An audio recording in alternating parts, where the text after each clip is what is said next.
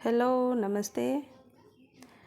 आप सभी का फिर से एक बार हार्दिक स्वागत है अनुकंपा अध्ययन में। जितने भी यूजीसी नेट हिंदी साहित्य से तैयारी करने वाले विद्यार्थी हैं उन सभी का हार्दिक शुभकामनाएं। और उम्मीद करते हैं आप सभी बहुत अच्छे होंगे और आपकी तैयारी भी अच्छी चल रही होगी। तो इससे पहले हमने भारतीय काव्य शास्त्र के बारे में देखा है, यानी उसका टेस्ट लगभग 100 प्रश्नों को करने का प्रयास किया है। आज हम देखेंगे पाश्चात्य काव्य शास्त्र से लगभग हम 30 प्रश्नों को आज करेंगे। उसके बाद कल हमारा जो होगा अगले वीडियो में हम कंप्लीट कर लेंगे। तो आप लोग फिर से एग्ज़ाम की जो 18 जून जो कैंसिल हो गया है, वो जो न्यू डेट निकला है आपका 21 अगस्त से लेकर 4 सितंबर के बीच में आपका एग्ज़ाम लिया जाएगा। और वो एग्ज़ाम कैसा होगा, आपका ऑनलाइन मोड पर होगा, यानी जो ऑफलाइन थी वो अब ऑनलाइन होगा। तो इसे ध्यान रखते हुए जितनी जल्दी हो सके आप लोग तैयारी करें, अच्छे से समय व्यर्थ ना करें। चले शुरू करते हैं आज का पहला प्रश्न। भारतीय साहित्य शास्त्र में विभिन्न काव्य सिद्धांतों का उद्भव, विकास व प्रचलन हुआ। उसी तरह पाश्चात्य काव्य सिद्धांतों की धारणाएं निर्धारित हुई। पाश्चात्य काव्य सिद्धांत की धारणा किस शताब्दी में हुई?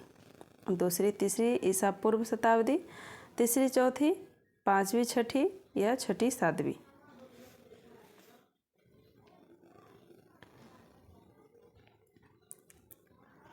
तो इसका सही विकल्प क्या हो जाएगा? तो इसका सही विकल्प हो जाएगा बी, तीसरी, चौथी ईसा पूर्व शताब्दी में पाश्चात्य काव्य सिद्धांत की अवधारणा विकसित हुई थी। अगला प्रश्न है, संपूर्ण यूरोप की आलोचना पद्धति का प्रमुख सांस्कृतिक केंद्र कौन सा देश रहा है? तो आपको बताना है, यानी जो आलोचना पद्धति थी यूरोपियन की, तो वो कौन सा देश रहा है? प्राचीन यूनान, संयुक्त राज्य अमेरिका, यूनाइटेड किंगडम, वेल्स?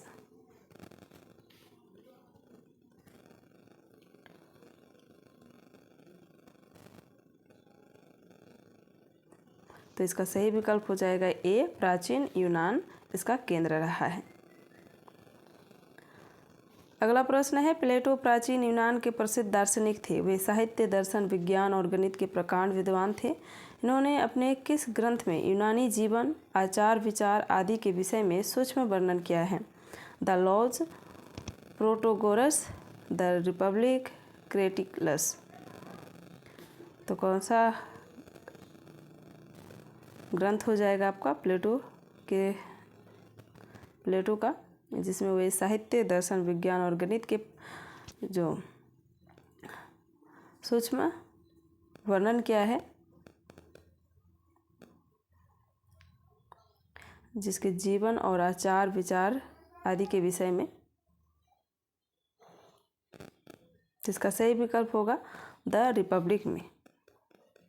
तो ये ध्यान रखें कि जितनी भी रचनाएं हैं ये आपका प्लेटो का हो जाएगा। अगला प्रश्न है, प्लेटो के काव्य सिद्धांत के अनुसार कौन सा कथन असत्य है? तो आपको असत्य कथन पता करना है।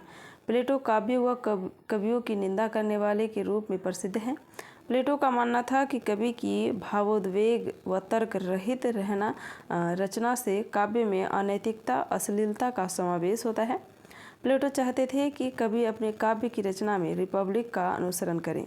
प्लेटो के अनुसार काव्य नैतिक दृष्टि से उचित होता है। तो असत्य कथन कौन सा हो जाएगा?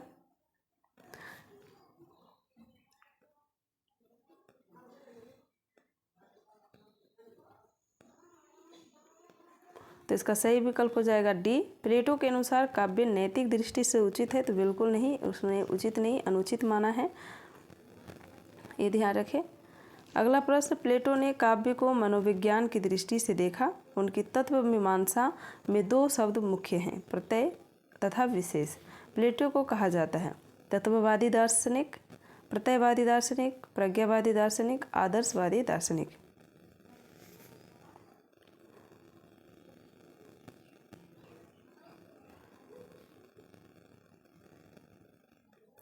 क्या कहा गया है कि प्लेटो ने काव्य को मनोविज्ञान की दृष्टि से देखा है। तो उनकी तत्व मीमांसा में दो शब्द आते हैं, क्या क्या, प्रत्यय और विशेष।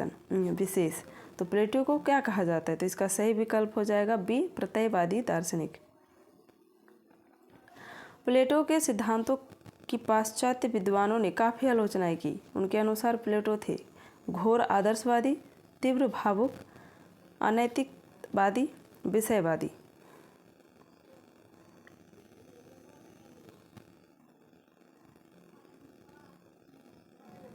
तो इसका सही विकल्प हो जाएगा ए, घोर आदर्शवादी।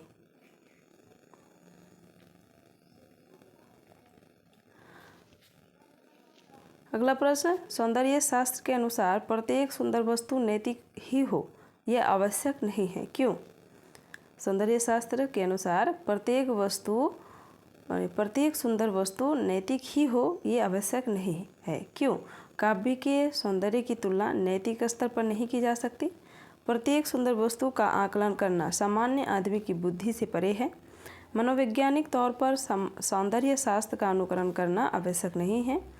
सौंदर्य शास्त्र की दृष्टि से सुंदर वस्तु नैतिक हो ही नहीं सकती। तो कौन सा सही हो जाएगा?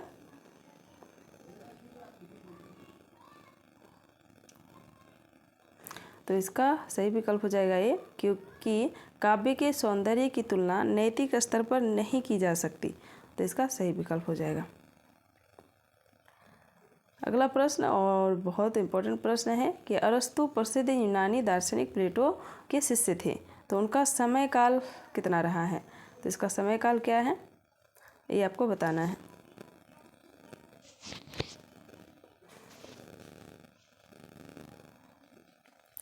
364 ईस्वी पूर्व से 321 ईस्वी पूर्व तक, 384 ईस्वी से 322 ईस्वी पूर्व तक, 370 से 340 ईस्वी पूर्व तक, 360 से लेकर 310 ईस्वी पूर्व तक।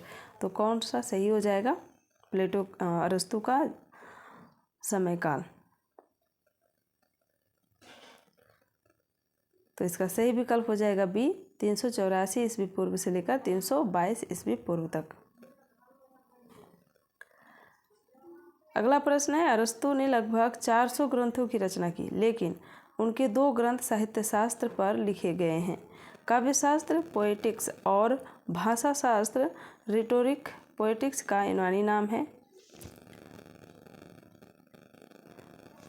भाषा शास्त्र का रिटोरिक। तो पोएटिक्स का यूनानी नाम आपको बताना है। पोएटिकस, पेरी पोएटिकस, पोएतस, पोएटिकस।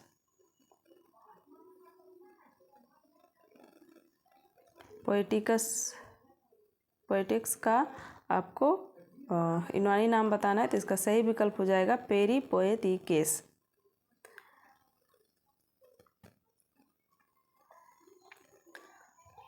अगला प्रश्न, अरस्तु का अनुकरण सिद्धांत प्लेटो के अनुकरण सिद्धांत से अलग है। अरस्तु के अनुकरण सिद्धांत के संदर्भ में कौन सा कथन असत्य है? तो आपको अरस्तु के अनुकरण सिद्धांत के संदर्भ में असत्य कथन पता करना है।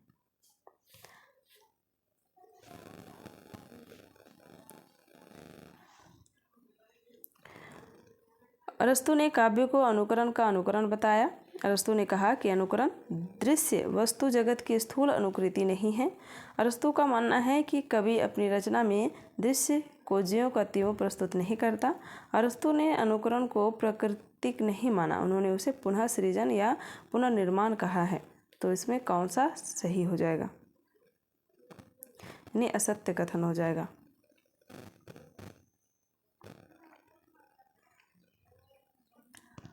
तो 10 का सही विकल्प हो जाएगा आपका ए। अरस्तु ने काव्य को अनुकरण का अनुकरण बताया, तो बिल्कुल नहीं, ये प्लेटो का कहना है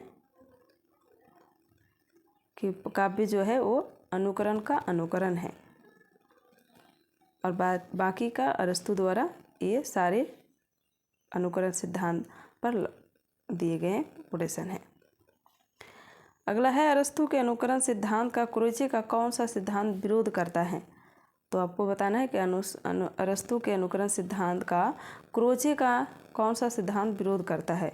अनुभूति सिद्धांत, अनुबोध सिद्धांत, सहज अनुभूति सिद्धांत या अनुकृति सिद्धांत। तो ये भी ध्यान रखें कि अरस्तु का जो अनुकरण सिद्धांत का विरोध किया है किसने, क्रोचे ने, और उसका जो विरोध सिद्धांत है वो कौन सा सिद्धांत है, तो उसका सही विकल्प हो जाएगा सी, सहजानुभूति सिद्धांत। तो ये ध्यान रखिए कि अरस्तु का जो क्रोचे का जो अरस्तु के प्रति विरोधी सिद्धांत है तो वो सहजानुभूति का सिद्धांत के द्वारा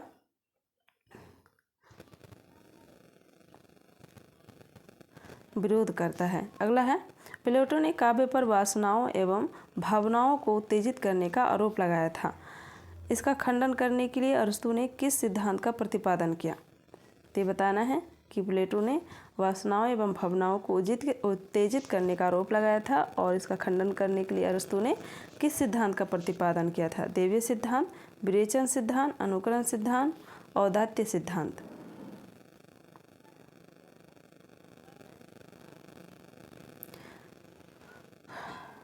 तो ये इसका सही विकल्प हो जाएगा बी, विरेचन का सिद्धांत।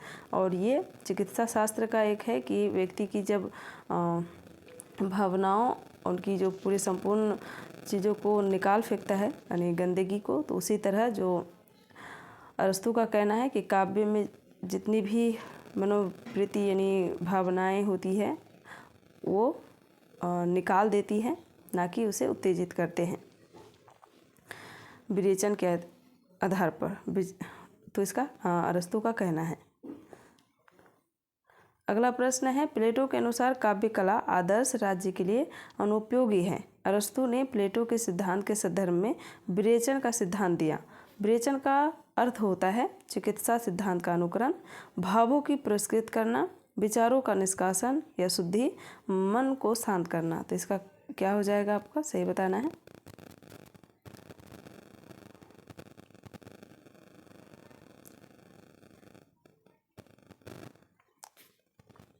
तो हमने कहा था कि जो विरेचन का सिद्धांत है, विरेचन शब्द है, ये चिकित्सा शास्त्र का एक शब्द है और ये क्या करता है, ये विचारों का निष्कासन या शुद्धि करता है। तो ये प्लेटो का अरस्तु का कहना है कि जो प्लेटो ने आरोप लगाया कि भावनाओं और विचारों, क्या कहा गया इसमें, अगली वासनाओं और भावनाओं को उत्तेजित करता है, तो अरस्तु ने कहा कि बिल्कुल नहीं, वो क्या करता है, निष्कासन या शुद्ध कर देता है।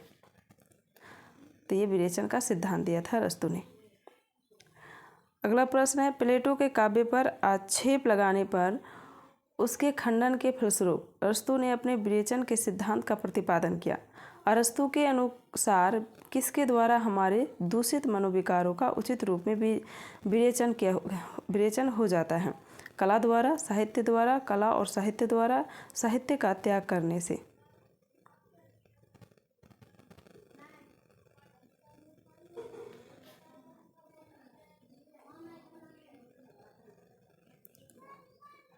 तो ये बहुत इम्पोर्टेंट प्रश्न है काव्य शास्त्र को समझने के लिए कि प्लेटो के काव्य पर आक्षेप लगाने पर उनके खंडन के स्वरूप अरस्तु ने अपने विरेचन के सिद्धांत का प्रतिपादन किया। और अरस्तु के अनुसार किसके द्वारा हमारे दूषित मनोविकारों का उचित रूप से विरेचन हो जाता है? तो इसका सही विकल्प है कला और साहित्य द्वारा। अगला प्रश्न, अरस्तु के पूर्ववर्ती विद्वानों ने विरेचन की 3 प्रकार से व्याख्या की है, धर्मपरक, नीतिपरक और कलापरक। धर्मपरक विरेचन का अर्थ है, तो आपको धर्मपरक विरेचन का अर्थ क्या है ये बताना है। बाह्य विचारों की उत्तेजना और उनके विरेचन के द्वारा आत्मा की शुद्धि व शांति, मनोविकारों की उत्तेजना द्वारा विभिन्न अंतर्वृत्तियों का समन्वय या मन का शांत व परिष्कृत होना, मनोवेगों की उत्तेजना और तत्पश्चात उनका शमन, मन को आनंद की उपलब्धि कराना।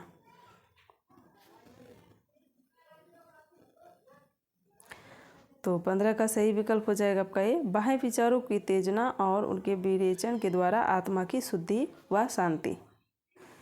किसका अर्थ है ये? धर्मपरक विरेचन का अर्थ है।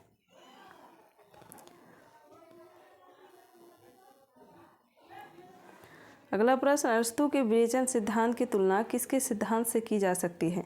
शंकुक के अनुमितिवाद से, अभिनवगुप्त के अभिव्यक्तिवाद से, उत्पत्तिवाद से या भोक्तिवाद से?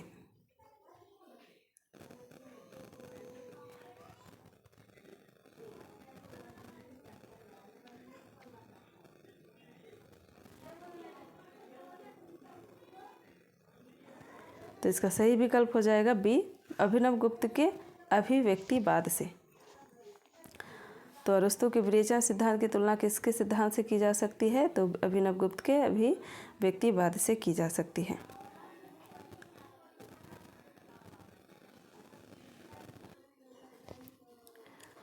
अगर ये प्रश्न 16वां प्रश्न को अगर देखें तो आपका जो 18 जून को एग्ज़ाम कैंसिल हुआ 2024 में, अरस्तु के विवेचन सिद्धांत की तुलना किसके सिद्धांत से की जा सकती है?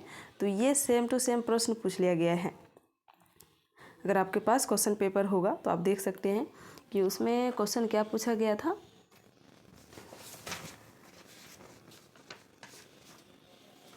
कि अरस्तु के विवेचन सिद्धांत की तुलना किस भारतीय काव्यशास्त्री के सिद्धांत से की जा सकती है? तो ये बिल्कुल सेम प्रश्न है। तो आप ये देख सकते हैं, अगर आपके पास क्वेश्चन पेपर है तो आप इसे मिला सकते हैं। तो इसका सही विकल्प क्या हो जाएगा? अभिनव गुप्त के अभिव्यक्तिवाद से। तो उसमें भी उसका सही आंसर हुआ था अभिनव गुप्त। तो ये जितने भी प्रश्न हैं, ये हम MCQ जितना भी कर रहे हैं, ये बहुत इम्पोर्टेंट प्रश्न है। इसे आप एक भी मिस ना करें, यही मेरा आपसे अनुरोध है। बस आपकी आगे आपकी मर्जी। अगला प्रश्न, विलियम वर्ड्सवर्थ मूलतः कवि थे। उनमें एक सहज सौंदर्य बोध और अबाध भाव प्रवणता थी। उनका समय काल क्या था? तो विलियम वर्ड्स का समय काल बताना है आपको।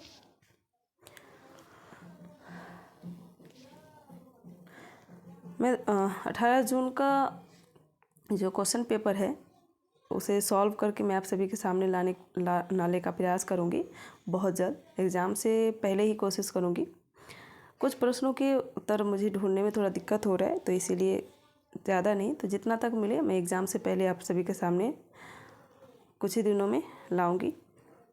कुछ प्रश्नों के जवाब मुझे नहीं मिल रहे हैं, तो उसे मैं ढूंढ रही हूँ। अगर जितना जल्दी मिल जाए, ज़्यादा नहीं है, 2-4 प्रश्न ऐसे हैं जो थोड़ा दिक्कत दे रहा है।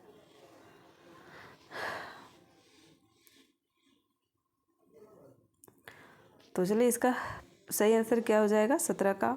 तो इसका सही विकल्प हो जाएगा डी, 1770 ईस्वी से लेकर 1850 ईस्वी तक इसका जन्मकाल रहा है।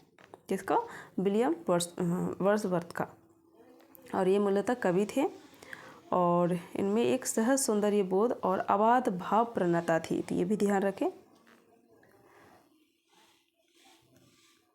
अगला प्रश्न है, वर्ड्सवर्थ के काव्य भाषा सिद्धांत के अनुसार कौन सा कथन असत्य है?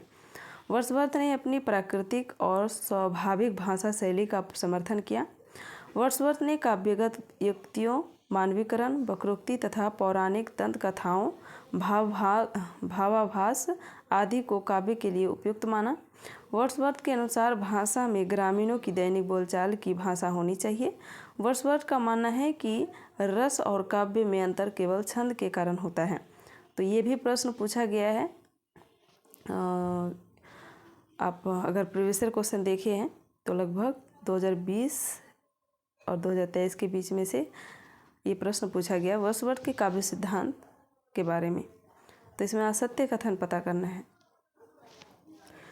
प्रश्न पूछने का जो क्वेश्चन है वही होता है, बस पूछने का तरीका चेंज कर देता है। कभी कह देता है कि इनमें से कौन सत्य है, नीचे कूट दे दिया जाता है, और कभी दे दिया जाता है कि इनमें से कौन सा सत्य है और उसमें कूट नहीं दिए जाते, जिस तरह ये प्रश्न है।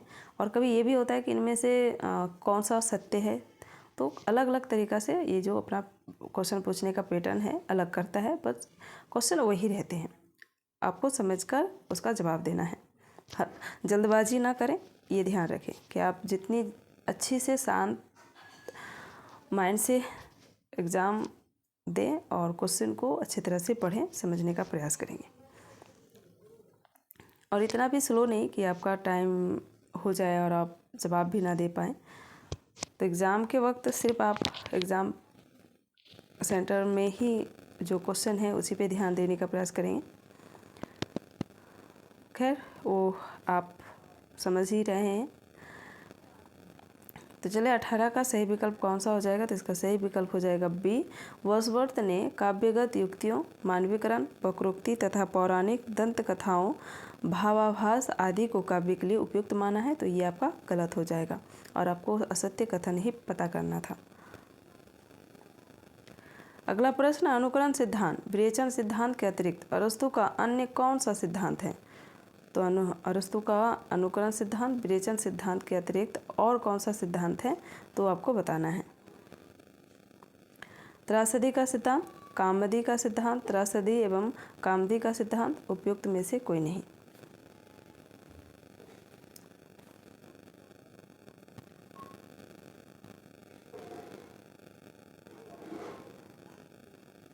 तो 19 का सही विकल्प क्या हो जाएगा आपका सी, त्रासदी एवं कामदी का सिद्धांत। यानी अनुकरण सिद्धांत, विवेचन सिद्धांत और त्रासदी का सिद्धांत और कामदी का सिद्धांत, ये चारों सिद्धांत अरस्तु का दिया हुआ है काव्य के संदर्भ में। अगला प्रश्न है, कालरीज के कल्पना संबंधी विचारों के संदर्भ में कौन सा कथन असत्य है। तो ये भी एक पूछा गया प्रश्न है, जैसे कि इसमें पता करना है असत्य कथन, तो इसमें कौन सा असत्य हो जाएगा, तो देख लेते हैं। कॉलरिज के अनुसार वह कल्पना शक्ति ही है जो निराकार विचारों और भावों को रूपायित करती है। कल्पना, भाव और विचार के बीच जो एक दूसरे के विरोधी हैं, सामंजस्य व अनुवृत्ति स्थापित करती है। कॉलरिज के अनुसार वह अर्थात फैंटेसी काव्यगत, सार्थक और उपयुक्त बिंबों की रचना करती है। डी है, कल्पना आत्मा की शक्ति है और सृजनात्मक है। तो इसमें असत्य कथन कौन सा हो जाएगा। कल्पना के संबंध में कॉलरिज का असत्य कथन कौन सा हो जाएगा, तो इसका सही विकल्प है सी, यानी ये आपका असत्य हो जाएगा। देख लेते हैं। कॉलरिज के अनुसार वह अर्थात फैंटेसी काव्यगत, सार्थक और उपयुक्त बिंबों की रचना करती है, तो ये आपका गलत हो जाएगा। अगला प्रश्न, इलियट ने किसके मत से प्रभावित होकर अनेकता में एकता बांधने के लिए परंपरा को आवश्यक माना, जो कि व्यक्तिकता का विरोधी है। तो इलियट ने किसके मत से, तो कॉलरिज के, एजरा पॉन्ड के, प्लेटो, अरस्तु। तो आज हम 30 प्रश्नों को ही करेंगे क्योंकि वीडियो बहुत लंबी बन जाएगी और आपको और भी चीज़ों पे ध्यान देना है। तो हम आगे का जो 30 प्रश्न है, लगभग 60 प्रश्न है इससे MCQ, तो हम 30 MCQ आज करेंगे, कल 30 के लगभग, यानी कल कंप्लीट कर लेंगे। तो 21 का सही विकल्प हो जाएगा एजरा पॉन्ड के मत से प्रभावित होकर अनेकता में एकता बांधने के लिए परंपरा को आवश्यक माना है, जो कि व्यक्तिकता का विरोधी है। तो ये आपका क्या हो जाएगा सही आंसर, एजरा पॉन्ड। अगला प्रश्न है, T.S. इलियट के निर्वैयक्तिकता के सिद्धांत के संदर्भ में कौन सा कथन असत्य है।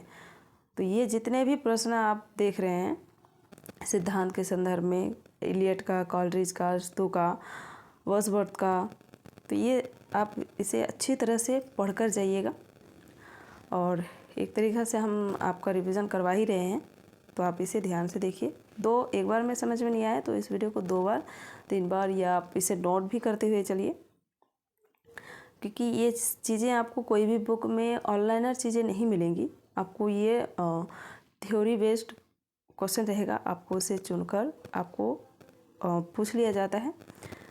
मेरे पास लगभग 3 से 4 बुक है और मैंने इसमें जितने भी बुक्स देखे हैं उसमें थ्योरी के आधार पर समझाया गया है।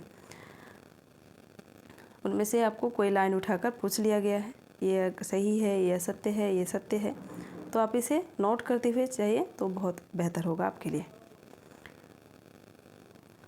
तो देख लेते हैं। इलियट ने निर्वैयक्तिकता का सिद्धांत बताते हुए कहा कि एक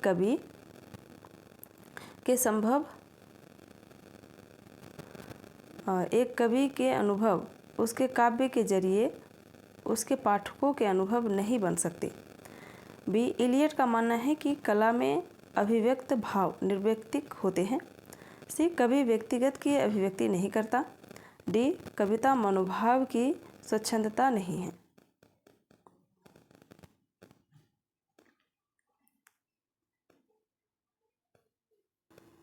तो इनमें से कौन सा सही हो जाएगा 22 का?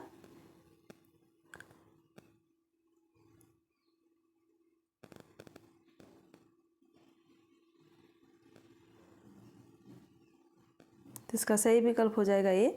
इलियट ने निर्वैयक्तिकता का सिद्धांत बताते हुए कहा है कि एक कवि के अनुभव उसके काव्य के जरिए उसके पाठकों के अनुभव नहीं बन सकते। तो ये आपका असत्य हो जाएगा, यानी ये गलत हो जाएगा। और बी सी डी ये इलियट के निर्वैयक्तिकता के सिद्धांत के संदर्भ में सत्य कथन है। तो इसे नोट कर लीजिए।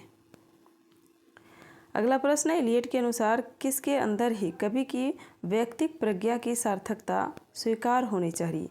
परंपरा के अनुसार, निर्वैयक्तिकता के अनुसार, वैयक्तिकता के अनुसार, साहित्य के अनुसार। तो इलियट के अनुसार किसके अंदर ही कवि की वैयक्तिक प्रज्ञा की सार्थकता स्वीकार्य होनी चाहिए? तो इसका सही विकल्प हो जाएगा ए, परंपरा के अनुसार। अगला प्रश्न, काव्य का मूल्य मन को प्रभावित करने की क्षमता पर निर्भर करता है। यह किस सिद्धांत में प्रतिपादित किया गया है? मूल्य सिद्धांत, संप्रेषण सिद्धांत, काव्य भाषा सिद्धांत, इनमें से कोई नहीं। काव्य का मूल्य मन को प्रभावित करने की क्षमता पर निर्भर करता है। तो ये भी प्रश्न पूछा गया है और इसका सही विकल्प हो जाएगा आपका ए, मूल्य सिद्धांत। अगला प्रश्न, आधुनिक पाश्चात्य आलोचना में आई.ए. रिचर्ड का महत्वपूर्ण स्थान है। वे मूलतः मनोवैज्ञानिक तथा मूल्यवादी समीक्षक हैं। रिचर्ड के विचार से साहित्य समीक्षा का सिद्धांत कौन से दो स्तंभों पर होना चाहिए? निर्वैयक्तिक व साधारणीकरण, वैयक्तिक व अनुभूतिकरण, मूल्य और संप्रेषण, स्वच्छंदता और पलायनवादी।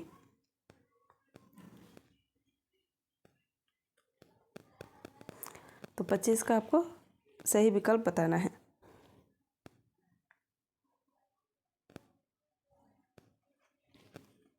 इसका सही विकल्प हो जाएगा सी, मूल्य और संप्रेषण का सिद्धांत। अगला प्रश्न, संप्रेषण स्वाभाविक व्यापार है। यह कब पूर्ण होता है?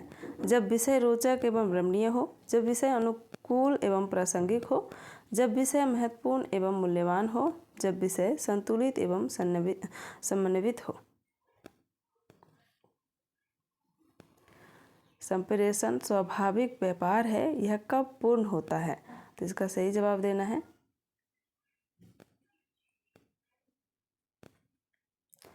तो इसका सही विकल्प हो जाएगा ए, जब विषय रोचक एवं रमणीय हो तब ये पूर्ण हो जाता है।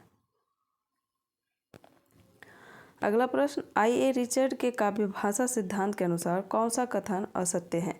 तो ये रिचर्ड के संबंध में बताना है। किसके संबंध में? काव्य भाषा के संबंध में। तो इसने काव्य भाषा में सिद्धांत दिए हैं काव्य भाषा के संदर्भ में। तो देख लेते ये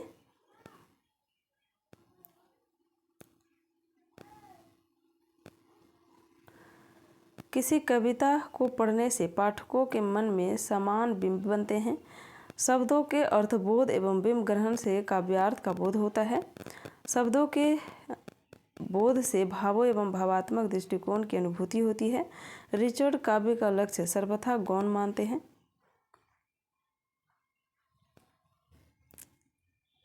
तो आपको असत्य कथन पता करना है। इनमें से एक असत्य है, बाकी का 3 जो है वो सत्य हो जाएगा। तो इसका असत्य हो जाएगा ए, यानी इसका सही विकल्प हो जाएगा ए। किसी कविता को पढ़ने से पाठकों के मन में समान बिंब बनते हैं, तो बिल्कुल नहीं। अलग अलग पाठकों के मन में अलग अलग बिंब बनते हैं जब कविता पढ़ते हैं। किसी के लिए कुछ और, किसी के लिए कुछ और। तो जिस तरह पाठक पढ़ते हैं तो उनके मन में अलग बिंब बनते हैं, ना कि समान। तो ये आपका गलत हो जाएगा। अगला प्रश्न है, रूपवाद के विषय में सही कथन है। तो इसमें आपको सही कथन पता करना है। इनमें से कौन सा सही हो जाएगा? रूपवाद अंग्रेजी के फॉर्मलिज्म शब्द का हिंदी पर्याय है। इसका उद्भव रूस में हुआ है। यह एक प्रकार का कलावादी आंदोलन है। और डी नंबर है उपयुक्त सभी।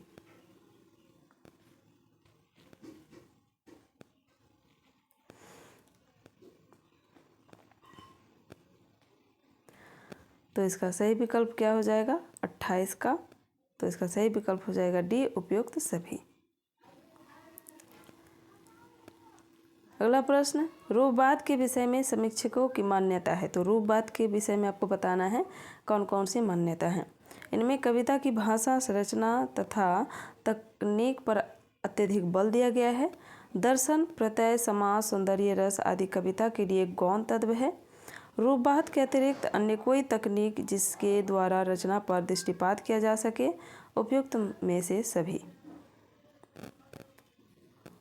तो रूपवाद के विषय में समीक्षकों की क्या मान्यता है तो बताना है आपको।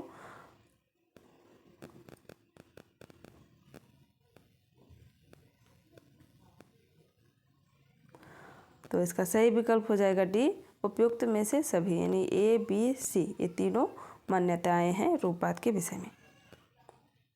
अगला प्रश्न और आज का आखिरी प्रश्न, रूपवाद के विषय में सत्य कथन है। तो ये भी आपको दिया गया है कि रूपवाद के विषय में सत्य कथन पता करना है।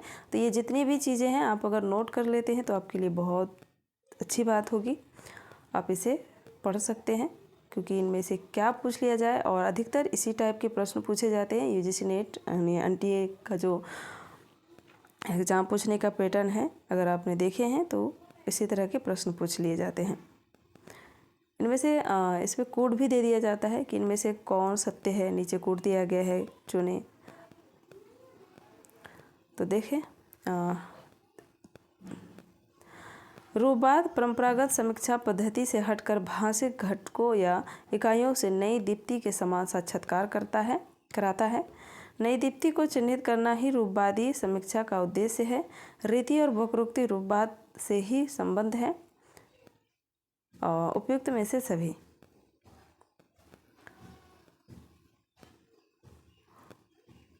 तो इसका सही विकल्प हो जाएगा डी, उपयुक्त सभी। तो रूपवाद के विषय में जो सत्य है तो ये तीनों आपका सत्य हो जाएगा, और 29 नंबर में जो पढ़े हैं वो भी आपका सही हो जाएगा।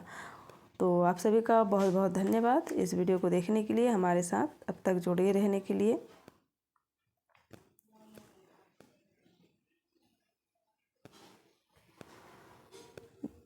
और उम्मीद करते हैं आप सभी को जो हम टेस्ट ले रहे हैं आप लोगों को बहुत उपयोगी हो रहा होगा, और आशा करते हैं आगे भी जो हम लाएंगे आपके लिए लाभदायक होगा।